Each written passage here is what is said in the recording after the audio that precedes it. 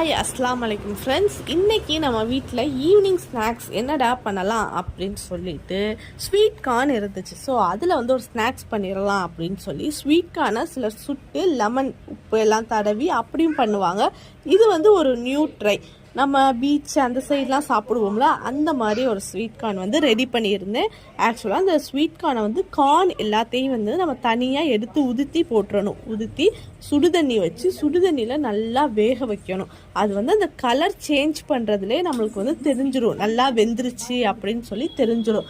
இப்போது வெந்தயத்தை நல்லா வடிகட்டுங்க. வடிகட்டி உப்பு கொஞ்சம், மிளகாய் பொடி, பெப்பர், பட்டர் இது எல்லாத்தையும் ஆட் பண்ணுறோம். பட்டர் வேணும்னா ஆட் பண்ணிக்கோங்க, இல்லைனா நோ ப்ராப்ளம்.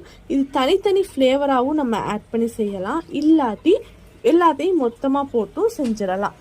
இதில் நீங்களும் இது மாதிரி ட்ரை பண்ணி பாருங்கள். ட்ரை பண்ணி பார்த்துட்டு எப்படி இருக்குன்னு சொல்லி கமெண்ட்